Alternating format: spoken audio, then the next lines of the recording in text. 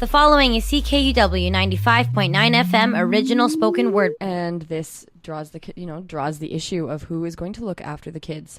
So we have two guests that will be in studio today, and they're going to be giving us their insights a little bit about two angles of childcare and how it affects women. Right, yeah. Here in studio with us, we have Lori Schroen. That's correct. Yeah. Hi, Lori. Hi, good morning. Good morning.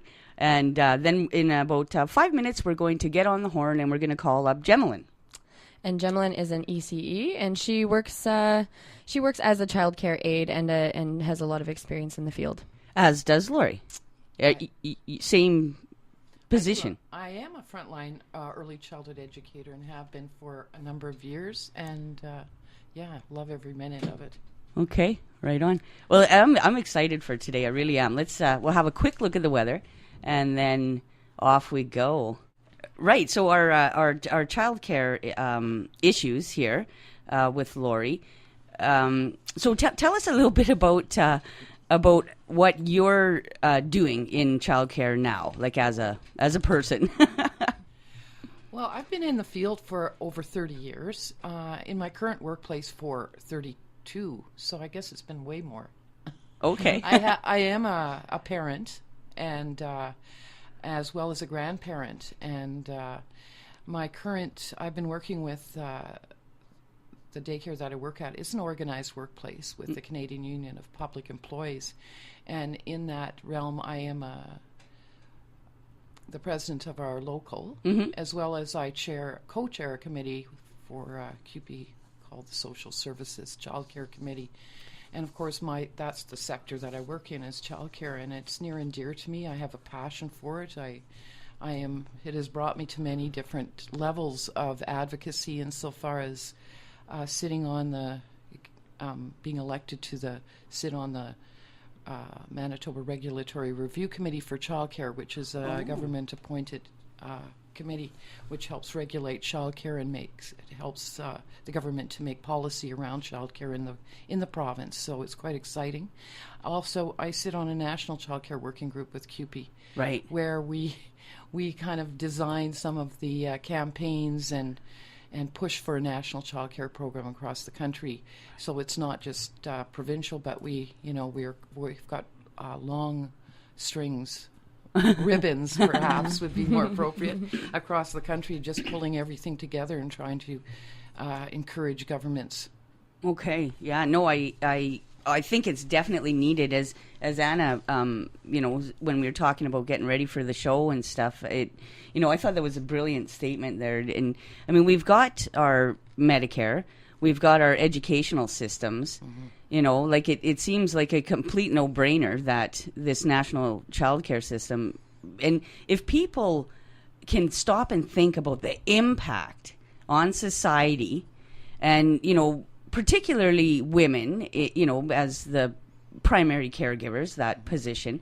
It's huge. It's absolutely huge. It goes through every aspect of our society. From equity, and financial aspects. Where good, reasonably priced childcare is available, I think you'll notice that communities are, more productive, more prosperous, possibly, and happier, calmer. Well, absolutely. I mean, I in this Stats Can research paper that they did on childcare in 2004, they said that the average family in the prairie provinces who employs daycare spends $2,000 a year on it, and the average person who needs daycare is a single parent.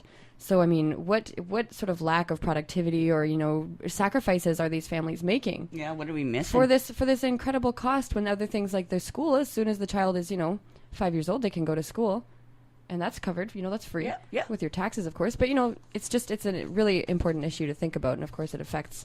I'm sure you'll be talking about this. That affects single mothers probably the most. Absolutely. There's a study done a number of years ago in Quebec, where actually there's the closest thing to public childcare that we've seen, where it's a $7 a day per family to. Wow. Yeah. So I mean, Manitoba comes in a close second there, but in Quebec, they've actually done a study where it shows that how women have been impacted, single women specifically, where they've been able to access programs, education, brings them out of that poverty level and pulls them into employment where it has huge fiscal implications for the government. Well, yeah. And it just, as they say, for every dollar spent, it's a $2 return, for society. So it's a huge thing, and most specifically mums,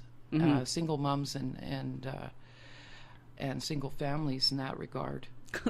You'd think the government would want you to be employed so you could pay more taxes. Exactly. But, I'm sure we'll talk about this more, but I think it's probably just a slow reaction to change, isn't it? The fact that more women are employed. Yeah. No, I'm sure we'll end up talking more about that. But yeah, it just seems like everything happens in the government 10 years lagging behind the actual what's going on in the world. Well, that's one of the unfortunate things. 10 years ago, the current federal government pulled monies that were designed for a national child care program, and all that money was pulled back. And unfortunately, in this province, fortunately in this province, where our current government has put a lot of money and put a lot of resources behind a program that is moving towards hopefully a more public system. The federal government pulled back on those funds meant billions of dollars that could have gone into a system that was more user friendly, and as opposed to what we currently have, where the federal government has, as we know, has pulled so many resources out of the hands of female women's sectors. And, all the social safety nets have been pulled back. Oh, totally, yeah. And so the provinces, if you're in a province that is more perhaps socially minded government, the province is going to absorb that cost, hopefully, and keep some of the programs still running. But, it's a huge hit for provinces. And there has been a distinctive withdrawal of federal money from most of the social service aspects of funding. So that's a huge thing. In about a minute, I think, we're going to pause for a commercial break and perhaps put a tune on. And then we're going to call Gemelin. And, I'm hoping she can fill us in a bit, because she's actually benefited from a program that we'll let her describe. The early childhood education program. Right. Yeah. And hopefully we can see, a lot more of that happening. Absolutely. Yeah. There needs to be more support for young women, going, single mothers, and give them opportunities for more education. And she's taken this opportunity to become an early childhood educator herself. But I think, they can take it and do whatever they want with it. Mm-hmm. Yeah. Gosh, it's just, it's just crazy. Just a small tirade. People are, they're contesting this PST hike that the provincial government's trying to impose. Yeah. But at the same time, all this funding's being taken away from all of our social sectors and everything. And it's ridiculous that we're complaining about something that the government can do some good with, that hopefully in Manitoba we can start to establish things like provincial-wide daycares. And people are complaining, and people are still complaining about paying school tax on their property. Right. It's like, where? This is the mentality that is causing this scarcity of resources. I don't want to pay for this, because you don't understand that it makes the whole country better. Well, anyways, that was my little tirade for the morning. That's a little rant for this morning. Thanks, Anna. Oh, you're welcome. So yeah, we'll be sticking on a tune and maybe a commercial or two, and the tune we're going to be playing is Hannah Georges with Ode to Mom. Okay. For today. So yeah, and then we'll be continuing with Lori and speaking to Gemelin. All right, and we're back, and we have Gemelin with us. Gemelin, are you there? I am. Good morning. Good morning. Welcome. And if you're just tuning in now, folks, you're listening to Say It Sista on CKUW 95.9 FM. And today we're doing a show on childcare and daycare and how that affects women. And so we've been speaking to Lori about some of the government things and just leading into this. And And Gemlin, would you like to introduce yourself just to our listeners? Yeah, hi. Good morning, everybody. My name is Gemlin, and I'm from Kitty Garden Day Nursery. I'm just sitting at home here, do this interview with my daughter, actually, while she's getting ready to go to school. Okay. Well, perfect. Isn't it lovely doing an interview from the comfort of your home, eh? Oh, yeah, lovely. I bet Lori wishes she was in your position. Gemlin, can you tell us how this started for you, how you got into childcare? Because when I was talking to Anna last night, it sounded like you really took advantage of the opportunities in front of you, and we'd like to learn a little bit about that. Well, I got into childcare through Point Douglas, actually. I used to live there for about 20 years of my life, and what they wanted to do was build a daycare in the community to try to get the single mothers out there into the job force and I guess just have a place for the kids to play and learn, and so that the mothers can go back to school. And so somebody actually just came to my door and asked me if I wanted to go back to school. Wow. To Red River and take an off-campus early childhood education course. Okay. And, I jumped on it. And how long ago was that? That was in 2006 or 2006. And so you've completed your early childhood education training, you said. Yep. And how has that affected your life and your ability to provide for your daughter? Oh, well, it works well. Like I've gone back to school. I'm certified now as an early childhood educator. I make more money. I'm happy. Like I'm not like fluttering from job to job. I actually like what I do now, and it's great. Like I love it. That's so good. We were talking about the realities about this issue and how it affects women.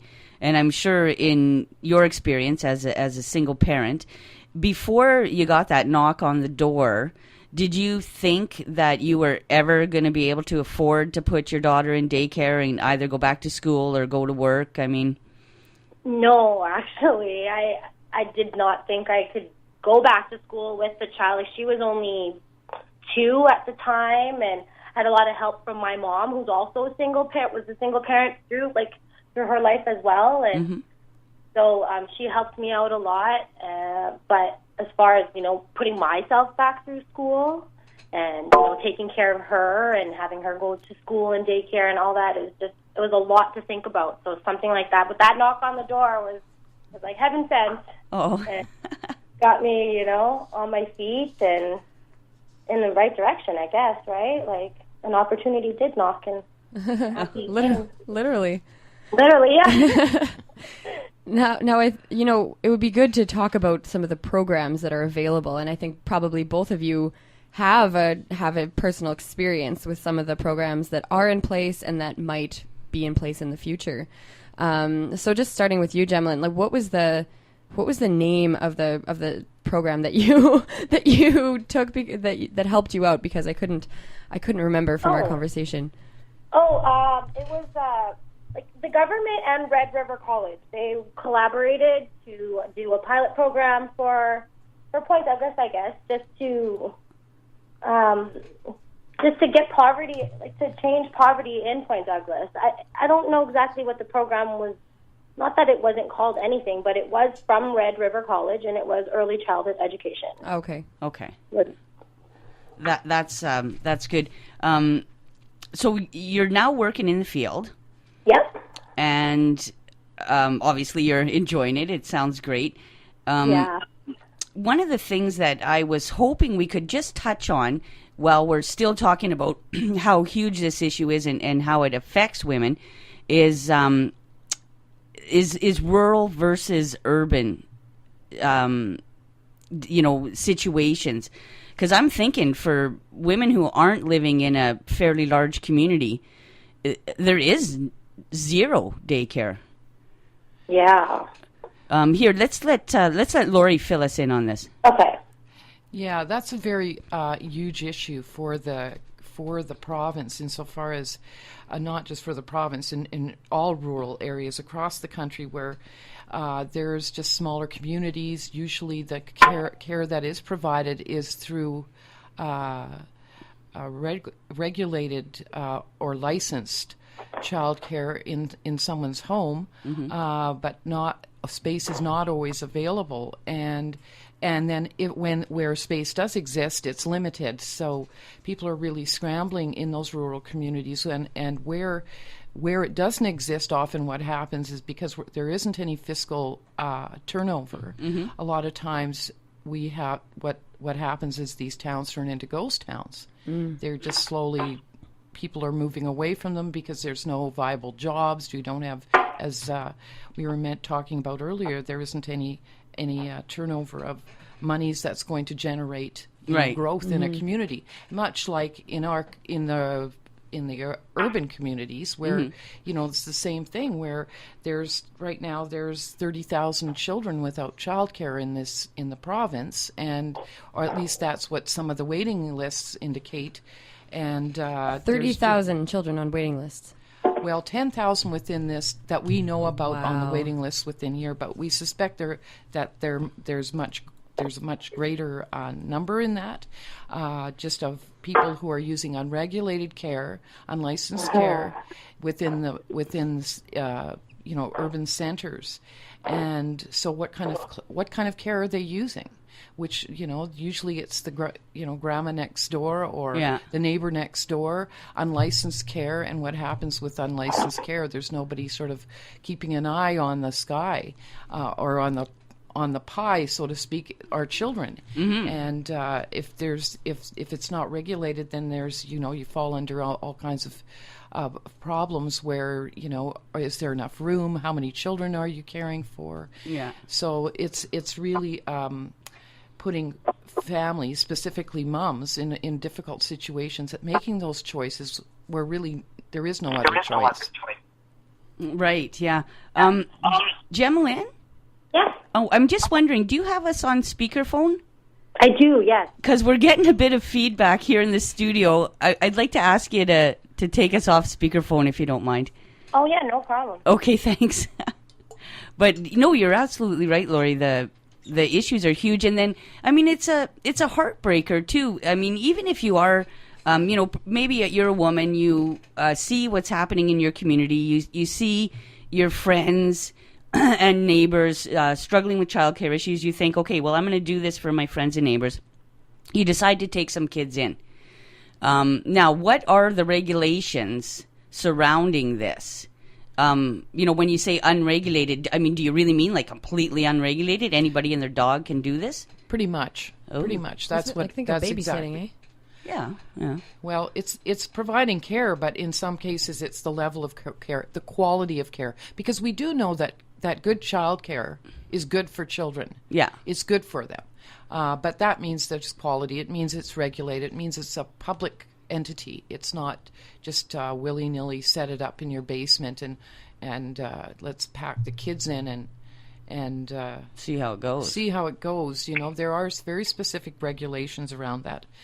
Best practices set up by the province, by the Child Daycare Office, Early Learning and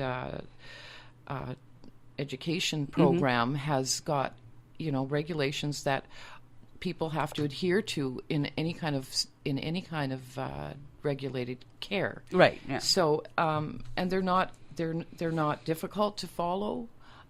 Sometimes there is some cost involved, but that's also where the province steps in and helps cover it through operating grants, etc.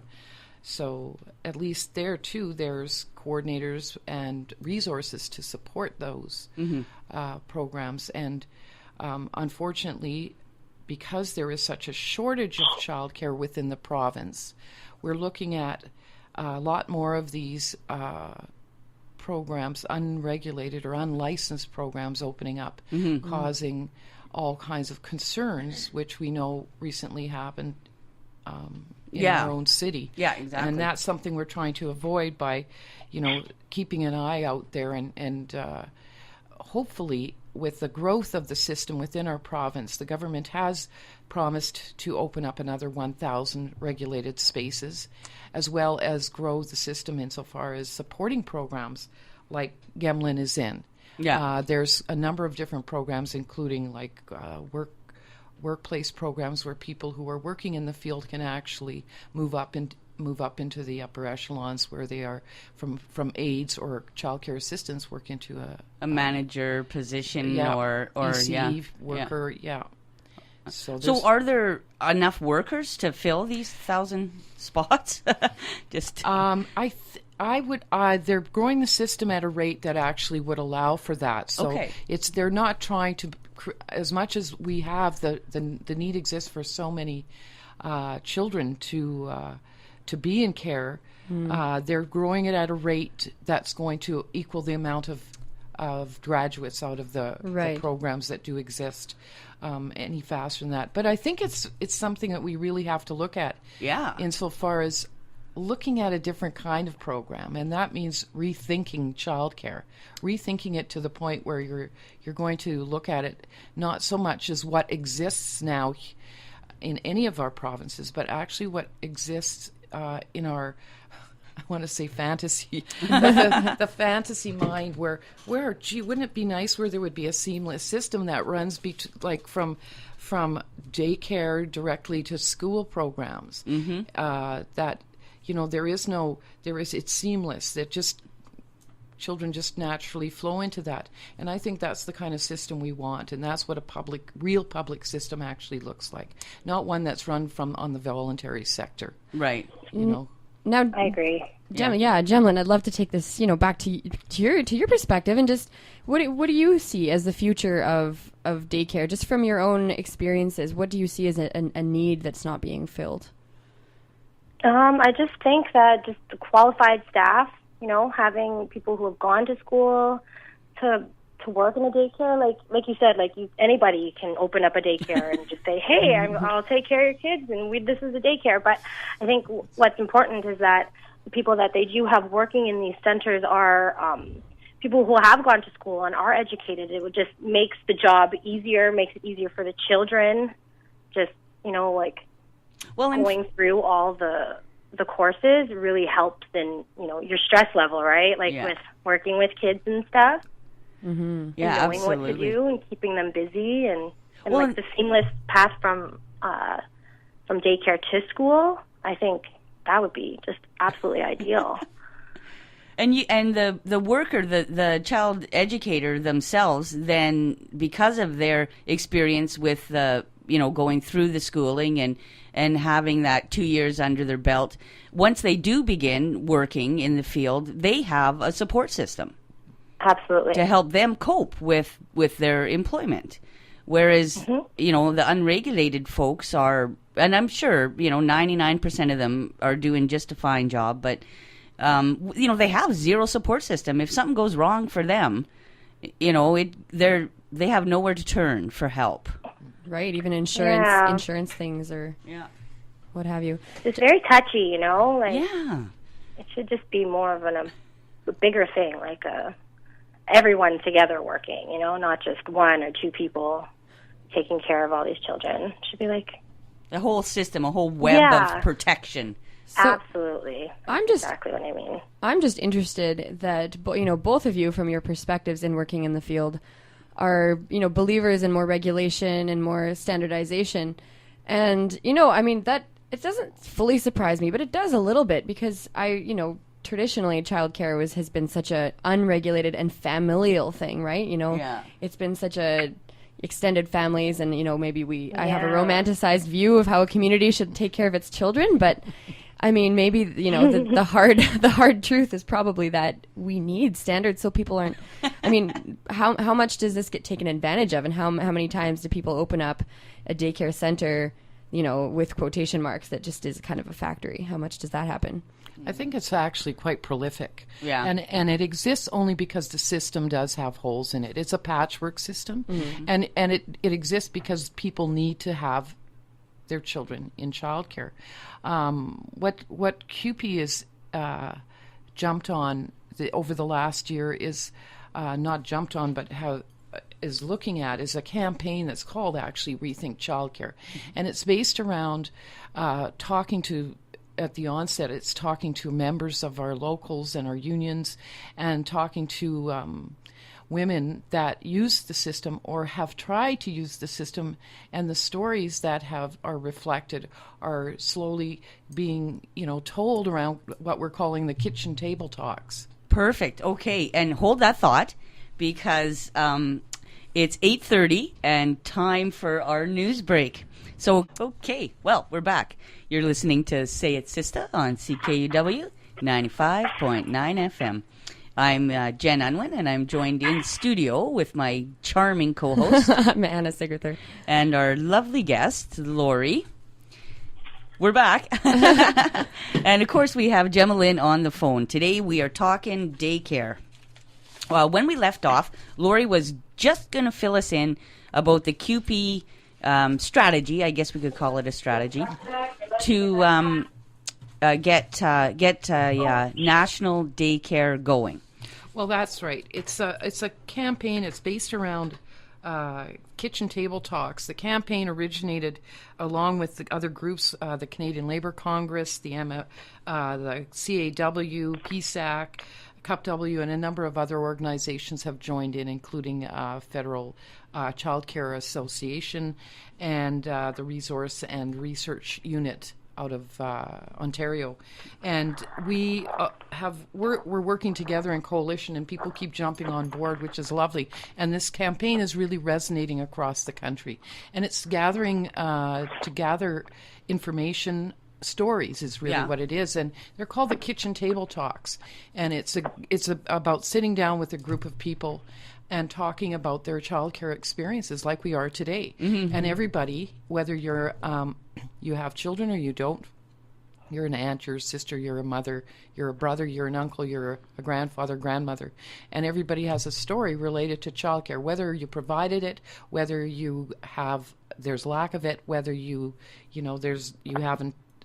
You're on a waiting list for many years, or what you had to do to find childcare. Not unlike Gamlin's story that she was saying. Sorry. Anyway, it's a campaign that had a kickoff date in January, and it's had a great pickup across the country. People are sitting down in various groups. It's gone well beyond the focus of the union, and here in this province, in fact, we've had it at a couple of our local union schools, but also the Francophone community in St. Boniface has picked it up, and the education system there has really started moving on with that, with some of our coalition partners as well. We're having a kitchen table talk at the Children's Museum in September, inviting MLAs to join the conversation and find out exactly, so they can have firsthand what the stories are. And the whole focus of this campaign is really moving towards the 2015 federal election.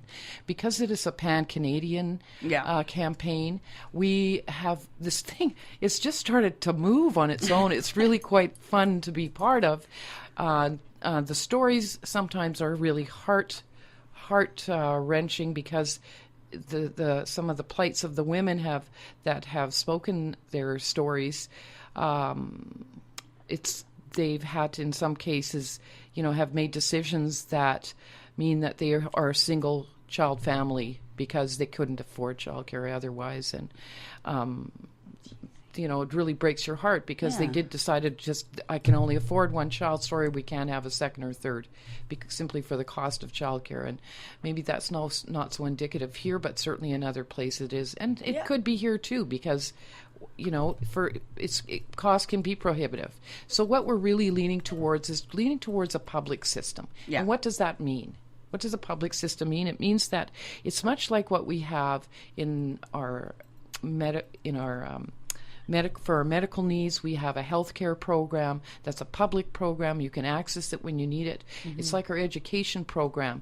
You don't put a question mark and say, what am I going to do with my kid today? Who's going to teach them math, or who's Yeah. going to teach them the Right. social studies. And not to say there's anything wrong with teaching your children at home, but we don't on a regular basis. People go to work, and in order to feed their families, in order to keep a roof over their head, and so that's what we expect that the a national child care program, public for child care program, would look like. Mm-hmm. That it would be as Gemlin was agreeing with it too, is like it's a seamless program that just sort of moves into, you put your child in child care at a year old or 18 months old, and they move right directly into a school program. Yeah. Now, how would this affect daycares as they are? I mean, maybe both of you can answer this, because I think if things change and it starts to become more streamlined from a standardized national, perhaps, or definitely provincial level, do you think that there would be anything cut from daycares, or what would be some of your concerns, Gemlin? I don't know. It sounds wonderful. I don't know what would be the downfall of it if children are being taken care of, and then there's jobs for women and men too. Yeah. Like there definitely men in the field, but I don't know. It sounds lovely. I'd have to look into it more. But Well, you could go to the kitchen table talk. I will. Yes, in fact, you can go to the website, the CUPE website, and click onto the Rethink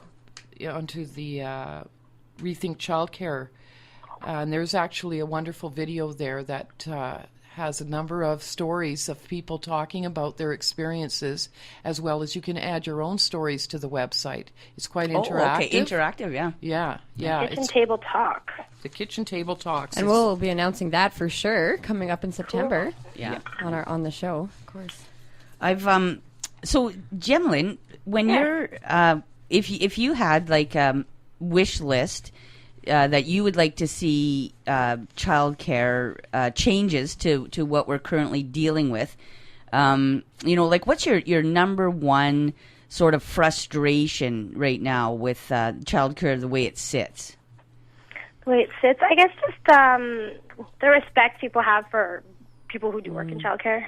Oh, That kind of that it is a real job, and it's kind of, I don't know, for some odd reason I just feel like it's looked down on as a profession. Yeah, no, I've heard that before from other childcare workers, and in fact, I know someone who left the profession, I think, because, it just felt to her that, what the work she was doing was extremely important and demanding, and, she didn't feel that she was maybe making as much as she would like to be making. And yeah, it is a very important job. well, sure. So important. So important. I mean, it's like, people feel like they're ashamed to say they're a stay-at-home mom, and it's the same thing. It's like, why is childcare such a unvaluable thing in our society's eyes? Well, it is a feminist talk show here, so I think it's a pretty safe bet to say that, as a profession, childcare, and even if, just childcare at home in general is, we're living in a patriarchal society that, tragically enough, diminishes the importance of this type of work. Well, it's like you and I were talking about the other night, Gemlin, just the fact that it is so important to be raising these kids well, and this is what your job is, essentially. You're raising them for X number of hours a week. And that's it's so important, and to not be getting the respect for that is it's atrocious. I mean, can you tell us of an experience where that's sort of come to the forefront, or maybe the opposite, where you've actually received respect for it? Oh, for me? Yeah. For you. Let's dish some dirt. Like I love my job for like the people I work with. They're so wonderful, and the parents and the children that I work with, that's rewarding enough for me. Like if you're asking if I've won any awards or anything like that, or but just being with the children and the people that I work with, like we're doing a great job, and that's what's important to me. It doesn't really matter what other people think about, what we're doing, or that they do look down upon my job. Like I take pride in what I do, and so like that bothers me that other people don't. However, I do, so it doesn't, It's not going to stop you. It's not going to stop me from doing what I'm doing, and and like I just love working with the kids and being there for them and helping them learn, and that's that's reward enough for me. I think sometimes, and because it is the nature of our work, we are women and we do it out of our loving hearts, and we care about the kids all, it's the nature of women in some cases. But what we have to also recognize is it's wages and working conditions that really bring up that sort of self identity, and how it really changes the way you feel about your work, and how it shows respect for the workers. Like in our profession, it's only been over the last number of years that we have actually garnered wages that are reflective of the work that we do, and we're not there yet. Yeah. Because we haven't, there's still people who are working under, just under or just at minimum wage, and that's not good enough. No. Because No, it isn't. we're doing really important work. And if you raise the standard of the wages, if you raise the wages, then people are more incented to get the education and go do that, and it sort of raises the standard, Yeah, it's mind-boggling, isn't it? I mean, here we are entrusting our children, our precious little children, to people, competent people that are absolutely fine, but they're basically making the same wage as the guy who is, cutting the lawn at on the city property. The guy that cuts the lawn of the city property is probably making more money. I was just going to say, probably makes more. than the person looking after the precious cargo there. All right, isn't that strange? Well, obviously the times have to change, and I mean, Lori is working on starting some of that change. So when we're thinking about possibilities for the implementation of kind of, as you say, everyone seems to be looking for this seamless system where, and you're not forced to send your kids to school, but if you choose not to send your kids to school, believe it or not, you still have to follow an approved curriculum and whatnot. So, and then I guess I can just picture people saying, well, my toddler, I'm not going to let anybody tell me what regulations I have to follow to look after my toddler. Yeah. You see the can of worms going there. Oh, yeah. Well, you hit a point there, Jen. You said, people have a choice. They can send their kids to school, or they can keep them at home and homeschool them. That choice doesn't exist for most parents who need childcare. Yeah, exactly. And the need outweighs the actual accessibility. There isn't the daycare that they need. So thereby, the children are falling through the cracks and falling into the hands of the unlicensed sector. And I don't believe that's going to go away unless we build a public childcare program that opens up.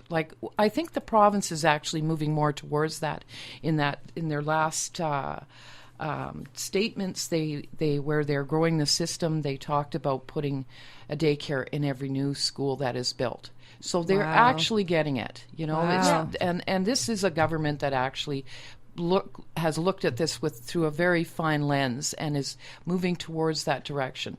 Is it the perfect system? Is it the one that we envision as being something that we can be really proud of? It's getting there, but it's not yet got to that point where we're going, I have to go to work now, and here comes the bus to pick up, Josie for daycare and Billy for school, and they're all traveling off together at the same time. So, we could dream. I mean, sounds great. Yeah, well, it certainly does, and who knows? We just have to keep working, and there's no reason why we're not going to attain this. Yeah. Yeah, I agree. Well, I think that's too where we're talking about those kitchen table talks and getting the stories out and moving towards in that direction, where when the 2015 election comes up, the federal election, that people will be talking about it and have the questions on their minds for the people, for the constituents, with each other, and certainly for the candidates who are knocking on their doors asking, what can we do for you? Yeah. And I think it's time that we stood up and told them what they can do for us. Yeah, we need that childcare. Yeah. And then there's Well, I going will. to still be those people who are, I don't want to pay for this with my taxes. I like did some door knocking in the North End a couple months ago for an organization, and everybody, like this was their main concern. Why are there still school taxes on my property? So, I mean, there needs to be education of these thick-headed mugs out there. Like, I'm sorry, but when are they going to understand? Oh, geez. Gemma Lynn's going to be knocking on doors, too. You can do a little role reversal for us and head out and start saying, I'm a childcare worker, and let me tell you, we need more of us. It's true. Oh, absolutely. And, raising the pride, too. I really like the way that you're just talking and you're saying, well, I am proud of my job and I respect myself for what you do, because you should. It's such an important freaking job, and just keep doing that. Keep doing that. I seriously, because thank you. You probably experience lots of your colleagues who aren't so proud of what they do, and maybe they're doing it just to get by, or exactly. It's a job, right? No, it's not a job. It's way more than a job, especially childcare. I think it's like doctors. It's not just a job. It's really important. Yeah, and we should be giving the same respect, as we do to a doctor. It's the same importance in our society. Sure, maybe you have to know less science, but you have to know a lot more compassion and a lot more psychology. Yeah. Patience, right? Patience, yeah. True. Yeah, that's what the world needs. Yeah. Absolutely. Well, we have Democracy Now! Coming up in 5 minutes, just for you listeners out there, so be sure to stay tuned. And, just make sure to make a note of that. Well, what can we wrap up with here? We've been talking about the, possible programming for the future, and well, the province is actually coming up. Speaking of the future, all right. The province is actually the early learning and childcare. The last 5-year plan has just come to an end, and it's time to vision a new program. And I think that's what we want to be looking at. Is hopefully the province is going to take another really good look at where we're heading and where we want to go and what the public actually wants and needs. And hopefully the next 5-year plan is going to include something that's going to look much more public than it currently does. I'm wondering about funding. I'm just thinking about funding, and as Anna pointed out, people are already complaining about having to pay for, heaven forbid, your neighbor's kid to go to school. But right now, where is most of our funding for childcare coming out of? Is it coming out of the education portfolio, or is it coming out of the... Some of the funding does come out of actually I believe it's the CFS budget. Okay. Specifically set up for childcare. It's not out of an education. Okay. But it's certainly part of the it could be part of that. Okay, how about you, Gemma-Lynn? Do you know, the center you work at, I mean, it must be subsidized and funded in some way, right? Yeah, it is. You don't happen to remember what department it's coming from, eh? No, I wouldn't know. We are definitely going to have to find that out. Sorry about that. Yeah. No, don't. Yeah, we got to do our research. I find it. I'll let you guys know. Technically, that's my job. I imagine some of the funding is actually coming out of the pockets of the parents. Right. Oh. Well, and that's the thing, that 2000... It's run on fundraising and... Yeah. Now, do you, for your daycare, Gemma, do you find that there's parents who come there and then they can't afford it and they have to leave?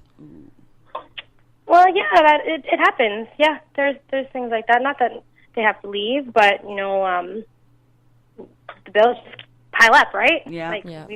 That's just what happens, and we watch their kids, and we just hope that they find money somewhere and help us out and pay the bill, right? So you don't. We never kick children out. Oh, okay. We've never. I don't believe I've never seen that happen where we had to say no, you can't be leave here. Yeah.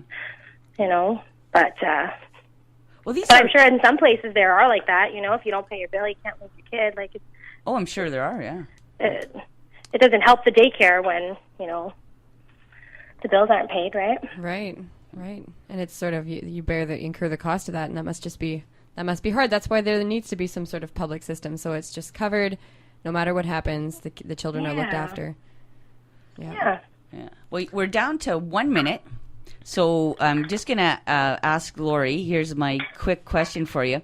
So the government has decided they're going to give you $1 million, just like that. You know, it's your dream come true. Where are you going to put that money? I would definitely put it back into education. Okay. Continue growing the system through programs that support ECE, early learning and childcare, insofar as educating more frontline workers, and put it into actually put it into wages and.